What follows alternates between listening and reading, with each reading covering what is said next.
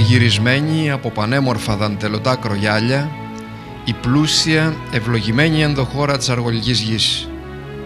Και οι κάτοικοι των παράκτιων, σχετικά άγωνων οικισμών, ζουν από τα χρόνια τα παλιά, με τη γεύση της θαλασσινής αρμύρας στα χείλη, με την πρόκληση του απέραντου γαλάζιου στην ψυχή, τη δίψα για γνώση, για πλουτισμό, για περιπέτεια. Η ναυπηγική τέχνη, όπως όλες σχεδόν τις ελληνικές ακτές και την νησιωτική χώρα, αποτελεί ανάγκη ζωής και διαχρονικό χαρακτηριστικό του λαϊκού πολιτισμού τους. Ξύλινα σκαριά και θαλασσινά κύματα, σκαρυφήματα πάνω σε κομματιασμένα αρχαία αγγεία, δίνουν την εικόνα της ανθρώπινης αυτής δραστηριότητας από τα μυθικά χρόνια και την αργοναυτική εκστρατεία ως τα χρόνια του Αγαμέμνονα και του Τροϊκού πολέμου και αργότερα ως τα κλασικά τα χρόνια. Και η φαντασία μας, ξετυλίγοντας το κουβάρι του χρόνου, τρέχει από τις απλές ψαρόβαρκες και τα ψαροκάικα στην Πεντικόντορο, την Τριήρη και τις Ολκάδες, στον τρομερό δρόμονα των Βυζαντινών, στα τρεχαντήρια και τις μπρατσέρες, στα δοξασμένα μπρίκια και τις κορβέτες των αγωνιστών του 21.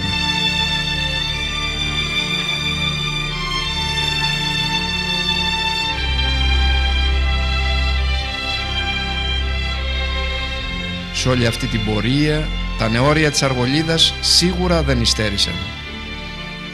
Αυτά για το χθες. Και σήμερα...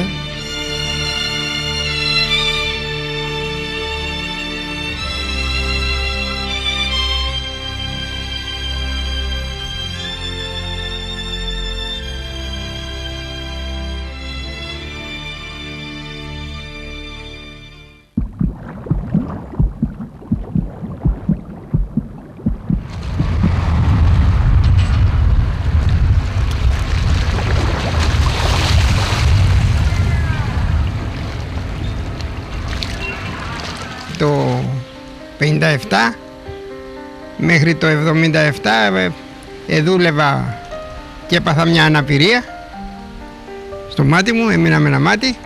Κατόπιν πήραν τη δουλειά σιγά σιγά τα παιδιά και είναι τα παιδιά σήμερα. Δουλεύαμε μικρότερα σκάφη πριν. Ήταν οι δουλειές, οι παραγγελίες ήταν διαφορετικές. Είναι δουλειά που σε αφήνει με ευχαριστημένο γιατί χαίρεσαι που τη βλέπεις. Ήτανε πρώτα αγρότης, ο Πάνης, ξέρω εγώ, παππούς μου, το αγρότης αυτό στο νησί, στο Δοκό έχουμε εκεί πέρα τίμα. Κατόπιν ήθελε να μάθει την τέχνη, πήγε κάπως, παρακολούθησε στην Ύδρα στους Ιδραίους Μαστόρους και κατευθείαν πρακτικά έβαλε την τέχνη, έφερε την τέχνη, ήρθε στην Ερμιόνη Μάστορας.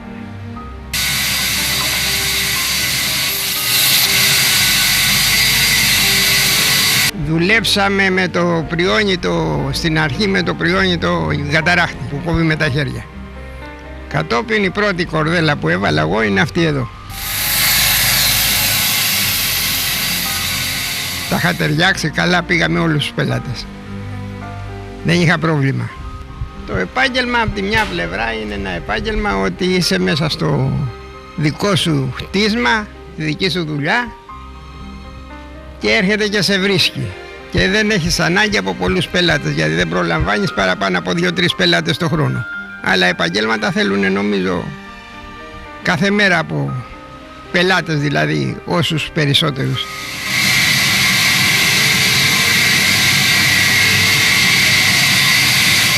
Τα στραβά ξύλα τα κυνηγούσαμε να βγάζουμε το σκελετό, τις καμπύλες σύμφωνα με τα νεύρα του ξύλου. Από το ίσιο ξύλο δεν μπορούσαμε να βγάλουμε. Άλλη δουλειά έβγαζε το ίσιο ξύλο, είναι για τα έξω, για τα πετσόματα, και άλλη δουλειά έβγαζε το γυριστό ξύλο που το κάναμε με την καμπύλη του σκάφους.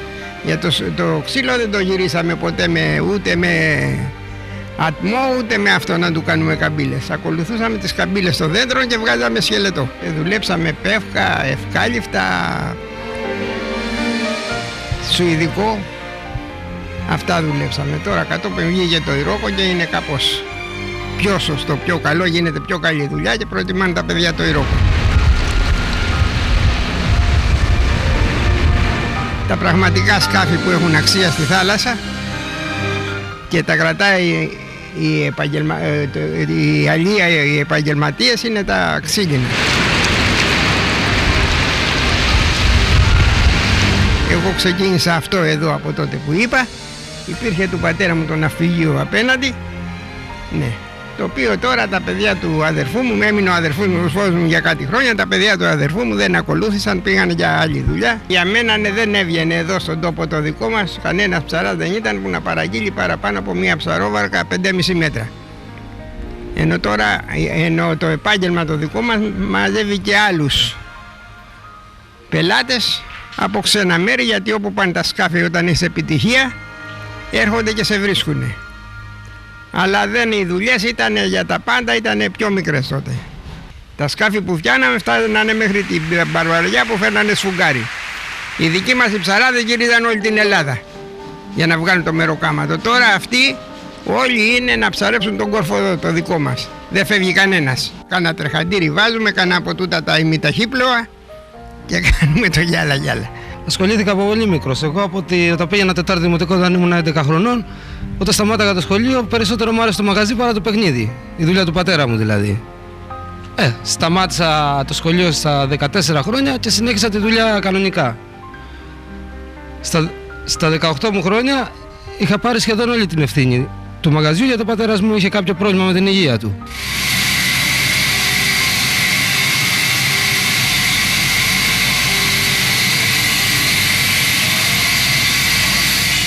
Και σιγά σιγά τη μεγαλώνουμε τη δουλειά. Δηλαδή προσπαθούμε πάντα για το καλύτερο. Συγκρίνουμε, διαβάζουμε, αλλάξαν οι τεχνικές τελείως δηλαδή και στους κινητήρες και σε όλα. Και ο τρόπος και για τους ψαράδες δηλαδή που δουλεύουμε έχουν αλλάξει σχεδόν και οι ψαράδες τρόπο ψαρέματος. Θέλουν άλλα σκάφη, άλλα πράγματα τώρα. Μας αρέσει η δουλειά στο ξύλο απάνω και στη ναυπηγική θάλασσα, τι να θυμηθείς. Έχουμε καταφέρει μέχρι τώρα να συναγωνιζόμαστε με τα πλαστικά. Αυτό θα γίνει κότερο στο τέλος. Και σε ταχύτητα και έχουμε πολύ καλύτερη πλεύση. Γιατί πάντα το ξύλο δεν είναι στο νερό. Πήραμε τη δουλειά μου από τον πατέρα μας, ο οποίος συνέχισε τη δουλειά του παππού μου. Και εγώ ερχόμουν εδώ πέρα όταν δεν είχα σχολείο. Προσπαθούσα να δω μερικά πράγματα και στο τέλος κατέληξα και εγώ να ακολουθήσω το ίδιο επάγγελμα.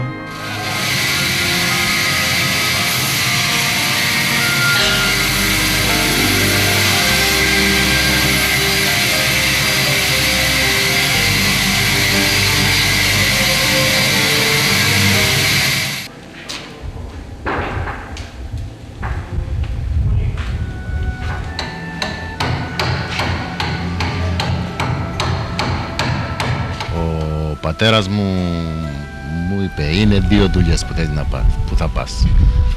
Στο ναυπηγείο ή στο σιδηρουργείο. Και εγώ διάλεξα το ναυπηγείο. Από τότε πήγα σε ένα μάστορα εδώ λεγόμενος Μιχαήλ Πάχος, που ήταν από τη Σύμη αυτός, από τον οποίο αυτόν βγήκανε και στις Πέτσες Μαστόρι και εδώ στην Κοιλάδα ο Μαριέτας, τον οποίο συνέχισα μετά εγώ τη δουλειά σε αυτόν. Και το 1968 ξεκίνησα και έκανα δουλειά δικιά μου. Έβαλα μηχανήματα, αγόρασα ένα οικόπεδο πάλι με δάνειο, όλα αυτά και με γραμμάτια, και ξεκίνησα με τη γυναίκα μου. Δουλεύοντας οι δύο μαζί, ξεκινήσαμε από μικρά βαρκάκια.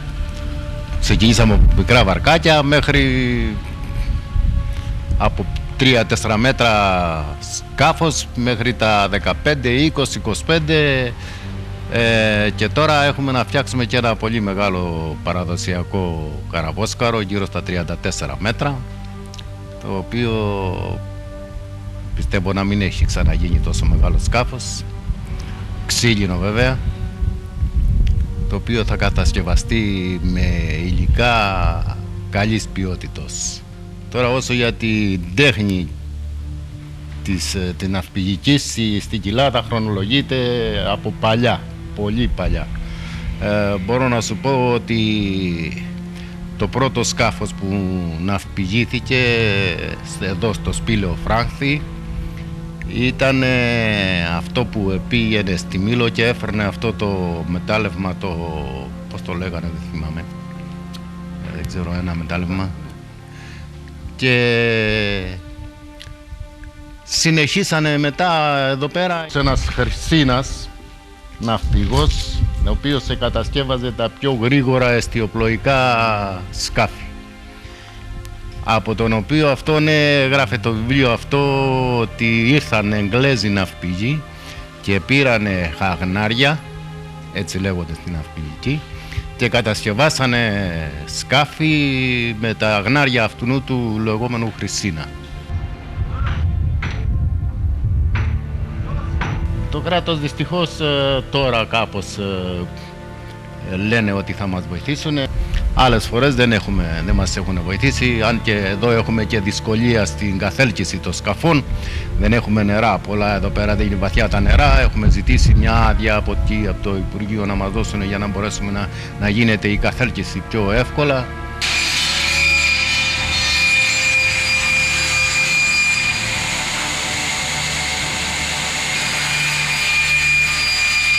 Εγώ να σας πω ότι το μόνο που δεν φοβόμουν τη δουλειά και δεν δίλιαζα ποτέ στη δουλειά πάνω. Ό,τι σκάφος ήταν του δίνα δρόμο, δηλαδή δεν φοβόμουν. Ξεκίναγα, αν και δεν είχα και τότε προσωπικό, ήταν όλα πιτσιρίκια. Εγώ είχα τη δύναμη και το θάρρος και ξεκίναγα ό,τι σκάφος να ήταν. Ήδη έρχεται ο εγγόνος μου και δουλεύει, δηλαδή τον βλέπεις ότι έχει κλείσει για αυτή τη δουλειά. Είναι τώρα 5 χρονών, 6 χρονών και τον βλέπεις είναι όλη μέρα μέσα στο μαγάζι, μέσα στο ναυπηγείο και παίρνει τα σκεπάρια, τα σφυριά και καρπώνει, πλανίζει.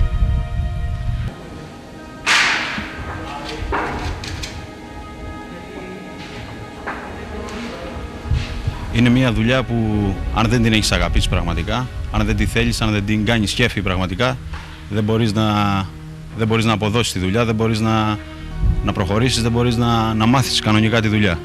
Έμαθα τη δουλειά και την αγάπησα παράλληλα γιατί είναι το στοιχείο μας, γιατί έζησα και μεγάλωσα μέσα στα ναυπηγεία, μέσα στα καΐκια, από μωρό παιδί. Βίωσα και πραγματικά έμεινε μέσα στο πετσί μου η δουλειά αυτή. Αν πραγματικά είσαι ένα άτομο το οποίο έχεις και λίγο εγωισμό μέσα σου, πραγματικά καταλαβαίνεις ότι αυτή η δουλειά θέλει κόπο, θέλει κέφι, θέλει μεράκι για να αξιοποιηθεί, να προχωρήσει μπροστά. Έβγαλα μία σχολή ναυπηγών μέσης εκπαίδευσης. Αυτό όμως δεν μου επαρκούσε για τη μάθηση της δουλειάς, γιατί πραγματικά δεν έμαθα στοιχειώδη πράγματα και πράγματα τα οποία στην τέχνη απάνω δεν με βοήθησαν ουσιαστικά. Η δίψα μου όμως για μάθηση δεν έμεινε εκεί. Προσπάθησα να εξαντλήσω και να αντλήσω κι άλλα ουσιώδη στοιχεία για τη δουλειά. Προσπάθησα μόνος μου από την ίδια τη δουλειά, από βιβλία, από ανθρώπους οι οποίοι έχουν ασχοληθεί με το επάγγελμα και έμαθα παραπάνω από ό,τι έμαθα από τον πατέρα μου. Ο πατέρας μου με μάθαινε από την πρώτη στιγμή που μπόρεσα να αισθανθώ τον εαυτό μου ότι είναι άξιος να δουλέψει. Με συμβούλεψε πάρα πολλές φορές απάνω στη δουλειά, έμαθα πάρα πολλά πράγματα, αλλά αυτό δεν πάει να πει ότι έχοντας κάποιον δίπλα σου μπορείς και να μάθεις τη δουλειά. Αν, όπως είπα και προηγουμένως, αν πραγματικά δεν την αγαπήσεις, δεν την κάνεις κέφι, δεν την γουστάρεις αυτή τη δουλειά. Κάποια στιγμή πραγματικά έχω σκεφτεί μέσα μου να την αφήσω τη δουλειά, λόγω του ότι αυτή η δουλειά είναι όλη χειρονακτική. Ένα σκάφος είναι χειροποίητο και είναι τόσα πολλά τα μεροκάματα, τόσα πολλά τα έξοδα, τόσο πολύ το έργο που προσφέρουμε εμείς οι ίδιοι μας τόροι και τα αφεντικά, που οι απολαβές μας στο τέλος είναι μηδαμινές. Βλέποντας παράλληλα άλλους φίλους δίπλα μου στην καθημερινότητα, στην καθημερινή μου ζωή, ότι με το μισό έργο, με τη μισή κούραση, με το μισό κεφάλαιο και γενικά τις γνώσεις μηδαμινές, οι απολαβές τους, τα χρήματά τους στην καθημερινότητα είναι πολύ περισσότερα. Αμέσως όμως άλλαζα γνώμη, κατευθείαν την άλλη στιγμή, αφού έκανα αυτή τη σκέψη, άλλαζα γνώμη πάντοτε και έβλεπα ότι δεν κάνω για άλλη δουλειά, είμαι γεννημένος για αυτή τη δουλειά είμαι πορωμένος σε αυτή τη δουλειά, είμαι πορωμένος στο θέμα της κατασκευής. Γιατί όποιος δουλέψει και την αγαπήσει, πραγματικά δεν του αρέσει να κάνει μια δουλειά μονότονη, μια δουλειά μονόχνοτη, μια δουλειά την οποία την κάνεις λες και είσαι κρεμές. Σ' αρέσει να κατασκευάζεις, να παίρνεις κορμούς και να κατασκευάζεις σκάφη, τα οποία αύριο μεθαύριο τα βλέπεις και τα χαίρεσαι. Τα βλέπεις και ταξιδεύουν στη θάλασσα και λες ότι πραγματικά αυτό το σκάφος, αυτό το κομμάτι είναι δική μου κατασκευής.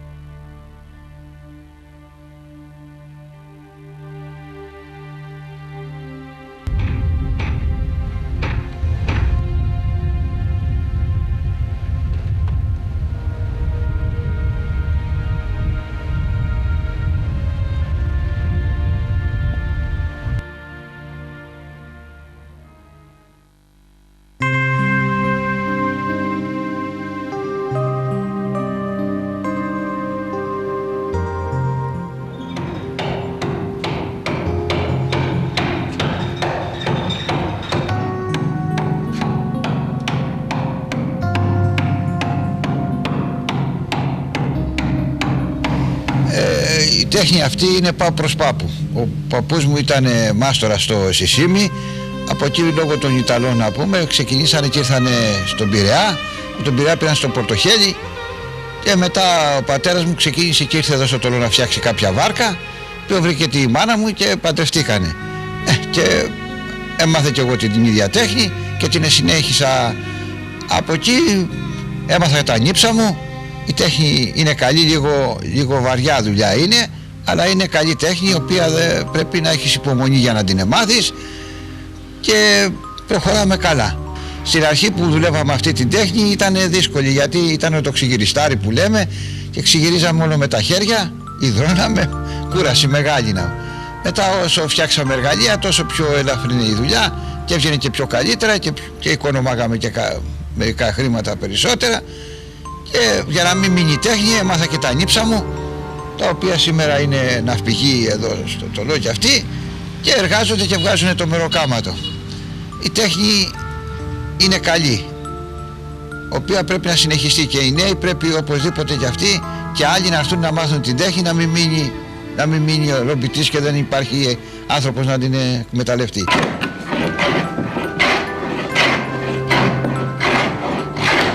Ξεκίναγα από το πρωί στις 7 η ώρα και δούλευα μέχρι τη νύχτα στις 11 και μου φωνάζουν ακόμα σταμάτα ρε Μάνο, ακόμα θα δουλεύεις να πούμε, αλλά είχε πολλή δουλειά τότε.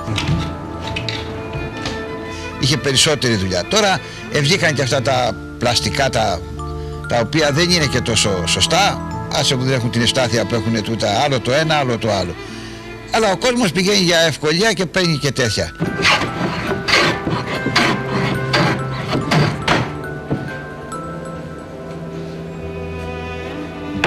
Αλλά δεν πάβει να μην σταματάει η τέχνη. Δηλαδή πρέπει να τη μάθουν οι νέοι αυτή την τέχνη, γιατί είναι μια καλή τέχνη η οποία δεν πρέπει να μείνει χωρίς μάστορα. Τώρα είναι τα νύψα μου, αύριο θα είναι τα παιδιά τους, εμείς δηλαδή πάμε προς πάπου.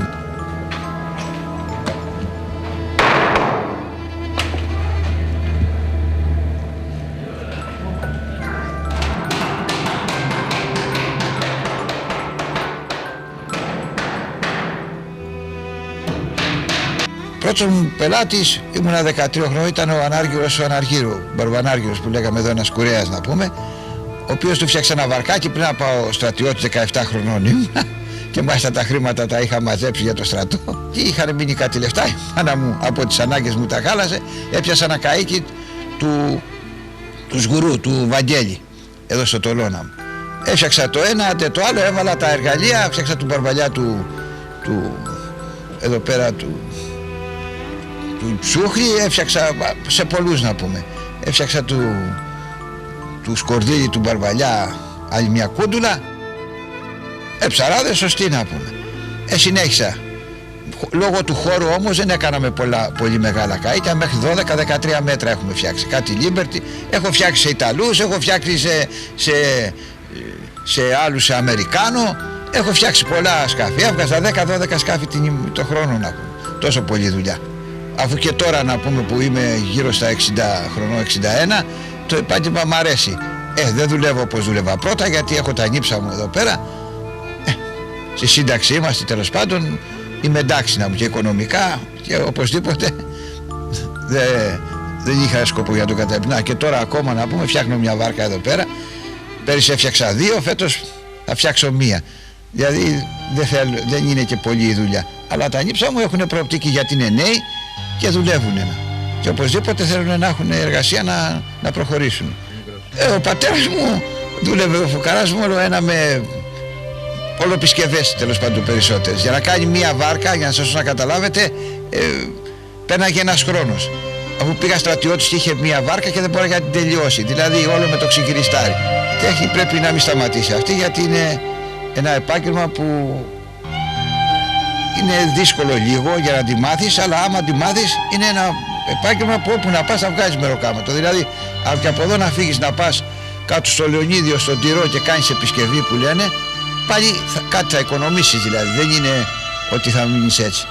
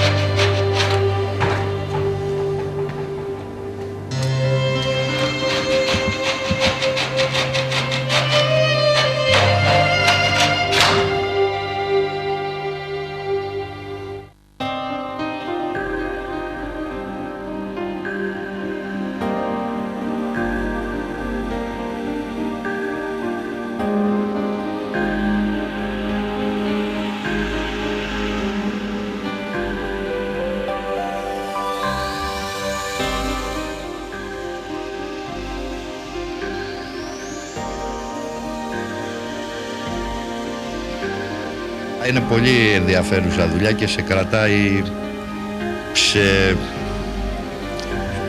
σε ωραία ψυχολογία.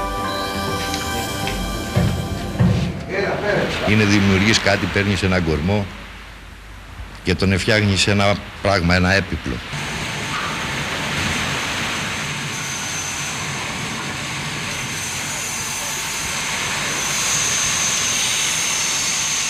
Εμείς ξεκινήσαμε από τον μπάρμπα μου, αλλά αυτή η δουλειά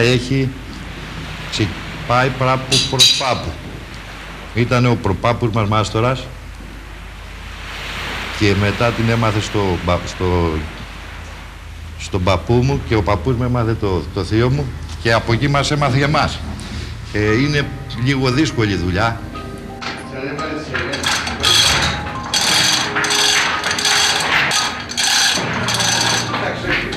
Είναι πολύ βαριά η δουλειά και δεν έρχονται παιδιά να μάθουν την τέχνη.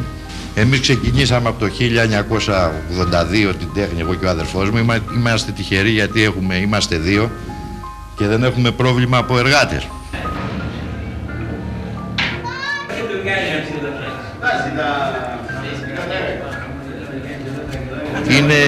Είναι ιδιαίτερο αυτό το σκάφος, πάει για κότερο, θα πάει στο Πασαλιμάνι και θέλουμε να έχουμε και πελατεία από τον Πειραιά που είναι κατά παράδοση στα σκάφη δυνατοί και αυτοί φτιάχνουν καλά σκάφη στο πέραμα.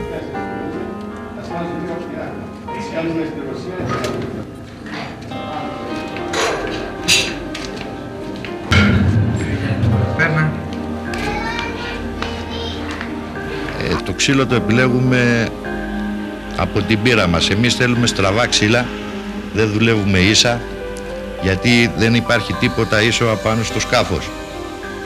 Ακόμα και η καρένα είναι στραβιά. Πάει με τα κατακέφαλά της.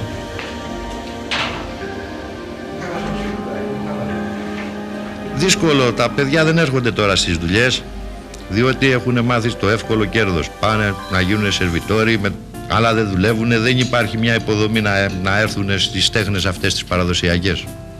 Σας το είπα και πιο μπροστά, είναι λίγο κουραστική η δουλειά και χειρονακτική πολύ, δεν υπάρχει τίποτα έτοιμο.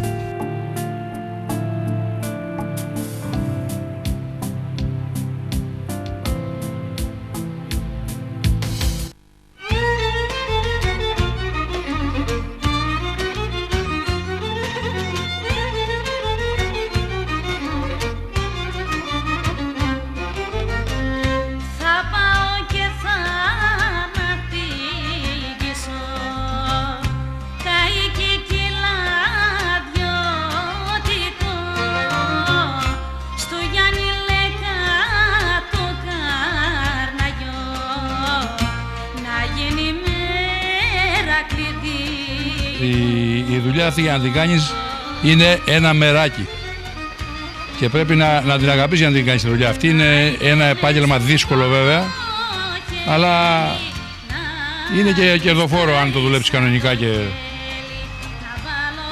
κάνεις καλό όνομα, όπως κάναμε και εμείς εδώ στην περιοχή μας εδώ. Σε όλη την Ελλάδα μέσα η κοιλάδα είναι 600 για τα σκάφη της, πριν 300 χρόνια, 400, δεν ξέρω και εγώ πόσο. Εγώ ξεκινώντας, ο πατέρας μου ήθελε να με κάνει, ξέρω εγώ, δάσκαλο, γιατρό, δικηγόρο. Στο γυμνάσιο με το ζόρι, γράμματα, τα κατάφερα και έφτασα μέχρι την τρίτη γυμνασίου. Και ένα ωραίο πρωί, εκεί γράφαμε διαγώνισμα, εγώ σχεδιάσα ένα ωραίο καΐ και το έδωσα στο γυμνασιάρχη. Μόλις το είδε αυτός, μου λέει αύριο θα έρθει με τον πατέρα σου εδώ. Πάω τον πατέρα μου, τσικάτησε τέλειο γυμνασιάρχης. Τι έκανες, μου λέει, κάτι έχει κάνει. Λέω από εκεί το τίποτα. Όταν πήγε εκεί, του λέει αυτό το παιδί θα το στείλεις να φτιάνει σκάφη, τέτοια πράγματα του λέει. Και θα γίνει πρώτος και θα με θυμηθείς. Έκτοτε τα παράτησα γιατί μ' άρεσε πάρα πολύ αυτή η δουλειά και ασχολήθηκα με την τέχνη αυτή. Όχι, η δουλειά δική μας είναι χειρονακτική εργασία και είναι και. Πώς να το πω, μαθαίνεις βέβαια τα στοιχειώδη πράγματα σε κάποια σχολή που θα πας ή σε ναυπηγική οπουδήποτε. Εγώ την έμαθα σε ένα θείο μου, Μαριέτας λεγόμενος. Αυτός ήταν παλιά στις Πέτσες και μετά ήρθε στην Κοιλάδα και από τότε που ήρθε εδώ πήγα κι εγώ και ήταν και δίπλα σπίτι μου κοντά εκεί βέβαια. Αλλά και μ' άρεσε, σας είπα για αυτό και το λόγο, τα παράτησα όλα και ασχολήθηκα με την τέχνη αυτή. Το οποία μ' άρεσε και μ' αρέσει ακόμα. Είναι κάτι που το φτιάχνεις και το βλέπει ο άλλος και σε κρίνει ο κόσμος τι φτιάχνεις και αν είναι καλό ή δεν είναι καλό.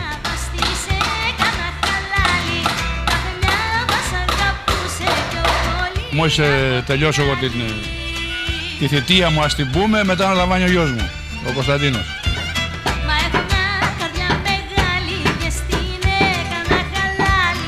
Κάποτε είχα κάνει ένα σκάφο στο Γκονιτόπουλο, ένα ψαράδικο, το πήρε κάτω στην Πάρα, στο νησί του εκεί. Και μου γράψε ένα τραγούδι για ναυπηγεία, κανάγια και τέτοια. Μετά μου γράψε κι άλλο ένα, καπετάνια και ιστιοφόρα και πανιά και τέτοια. Και έχουν γράψει 3 τραγούδια, εν πάση περιπτώσει, η Γκονιτόπουλο για το ναυπηγείο του Λέγκα στην Κοιλάδα, στην Αργολίδα. Το εργαστήριο εδώ που βλέπετε, το κάναμε όλα από μόνοι μας και από τον ίδρυά μας και από τον μωρά γάμματό μας. Ενώ ένας ψαράς που έχει μια βάρκα 5 μέτρα του πάει και του δίνει 100 εκατομμύρια να κάνει μια μηχανότρατα. Δεν το κατηγορώ βέβαια, καλά κάνουνε. Αλλά γιατί να μην κοιτάξουν και εμάς που κάνουμε μια δουλειά παραδοσιακή και θέλει κάποια βοήθεια να διατηρηθεί αυτή η δουλειά. Είχαμε φτιάξει τελευταία ένα σκάφος από τη Λίμνο συγκεκριμένα, του Μιχάλη του Δώρα. Μαζί ήταν και ένας κουνιάδος του και πιάσαμε φιλία με το παιδί αυτό. Και όταν έφυγα από τον Πάρπα μου και έκανα το δικό μου το ναυπηγείο το 67, 66 ξεκίνησα 67. Μου παράγει ένα σκάφος αυτό να του φτιάξω, το πρώτο σκάφος που θα έφτιαχνα. Ήταν 12,5 μέτρα, μία τράτα από τη Λίμνο. Το φτιάξαμε βέβαια, ξέρεις, με ζήλο και με αυτό, έγινε πολύ ωραίο το σκάφος. Το ρίξαμε στη θάλασσα και το έχω και πολλές φωτογραφίες. Το πρώτο σκάφος μου αυτό, το οποίο έγινε πολύ περιποιημένο και πολύ ωραίο. Μετά από εκεί και πέρα πιάσαμε όλη την Ελλάδα. Από Αλεξανδρούπολη, Κρήτη, κάτω Χανιά, Κέρκυρα, Λευκάδα, από πάνω όλη η Ελλάδα. Και μέχρι σήμερα δουλεύουμε με όλη την Ελλάδα. Έχουμε φτιάξει γύρω στα 370 σκάφη, 372. Μικρά μεγάλα βέβαια, όχι όλα μεγάλα. Γιατί κάναμε και βάρκες μικρές και κάνουμε και σήμερα άμα τύχει βάρκες μικρές.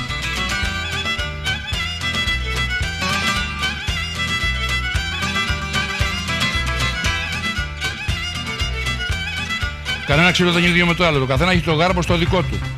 Εκεί πρέπει να προβλέψεις πού θα πάει το κάθε ξύλο και πού ταιριάζει η στραβάδα του. Να κοπεί το ανάλογο χόντρος, το ανάλογο πάχος και πώς θα το σημαδέψεις μετά για να βγάλεις τους νομείς, ποδοστάματα που λέμε εμείς, σκορπιούς και τέτοια πράγματα. Πρέπει να κομμούν τα ξύλα ανάλογα. Τώρα, αν είναι καλό το ξύλο ή όχι, φαίνεται. Το ξύλο μόλις το κόβεις βγάζει ρετσίνη. Αν το ξύλο δεν βγάζει ρετσίνη, ή θα είναι από καψάλα ή θα είναι κάτι άλλο. Δεν θα είναι το πεύκο, το καθαρό. Αυτό που δουλεύουμε εμείς Σάμο ή Μυτιλίνη. Η δουλειά αυτή την συνεχίζω εγώ από τον πατέρα μου. Άρχισα το 87, πήγα σχολή. Μετά από 3 χρόνια αφού αποφοίτησα, εδώ και 12 χρόνια δηλαδή ασχολούμαι με αυτή την εργασία. Μ' αρέσει πολύ αυτή η δουλειά, είμαι ο συνεχιστής της και είμαι ευχαριστημένος από αυτό που κάνω και πολύ ικανοποιημένος. Για να βρεις βοηθό σήμερα είναι πάρα πολύ δύσκολο, γιατί όπως σας είπα δεν ακολουθούν οι νέοι τη συγκεκριμένη εργασία και κοιτάνε πιο εύκολες και πιο γρήγορες δουλειές, δηλαδή στη μάθηση.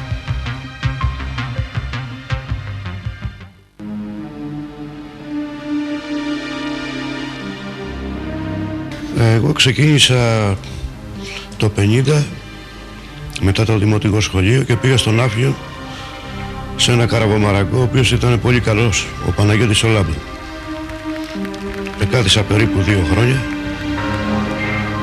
και πήγα μετά Κοιλάδα σε το όνομά του Μαριέτας, καλός μάστορας. Στη συνέχεια πήγα Σπέτζες σε ένα Πετρούτσι, όλοι αυτοί καλοί μαστόροι. Μετά πήγα Πειραιά και κατέληξα στη Θεσσαλονίκη. Πήρα από όλους ορισμένα στοιχεία και το 64 ήρθα στο Τολό και άνοιξα μαγαζί. Από εκεί πέρα η δουλειά μου πήγε πολύ καλά. Έχω φτιάξει όλα τα είδη σκαφών, μικρά μεγάλα, από 5 μέτρα μέχρι 25-30. Έφτιαχνα διάφορα κότερα, αναψυχή σκάφη, αλλιευτικά, επιβατικά, κουβαλάνε κόσμο κλπ. Και συνέχεια, επειδή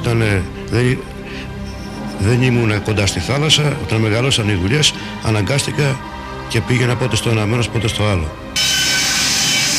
Ψαράδικα έχω δουλέψει περίπου 170 ψαράδικα μικρά μεγάλα και έχω φτιάξει και περίπου 80 να είμαι αναψυχής, αλλά από 12 μέτρα μέχρι 25, όλο μεγάλα.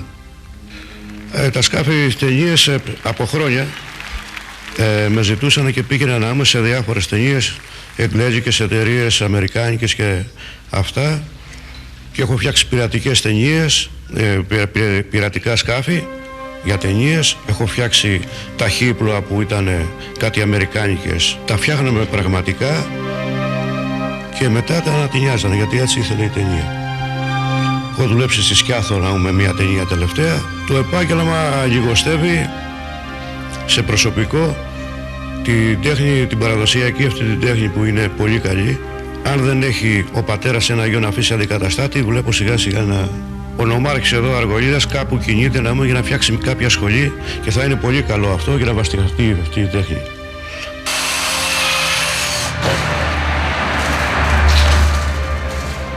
Τα καλύτερα σκάφη που κυκλοφορούν στον κόσμο είναι τα ξύλινα. Κανένα υλικό δεν αντέχει όπως το ξύλινο. Θέλει σιδερένιο είναι, θέλει πλαστικό είναι, ό,τι και να είναι, αλουμίνιο.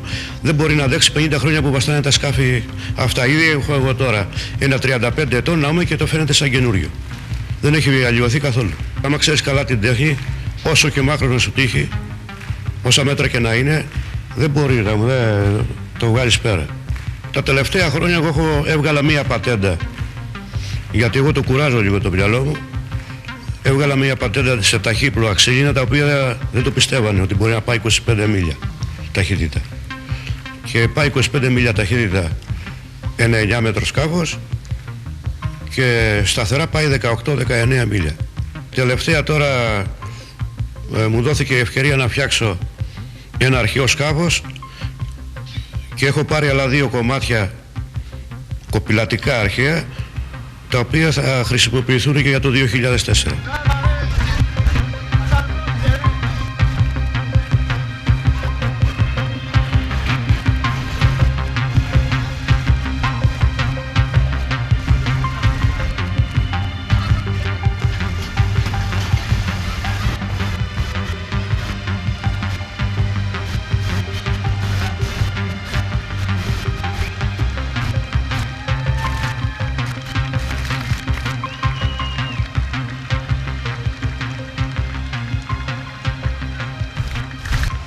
Ο γιος μου θα την ακολουθήσει και έχει προχωρήσει πολύ.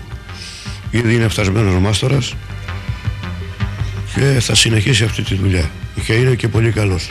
Όταν ήμουν κοντά στο σπίτι και έφτιανα κατασκευές, ερχόταν εκεί πέρα να με βοηθήσει να κάνει από μικρό παιδί, τι είναι στο πετσί του η τέχνη.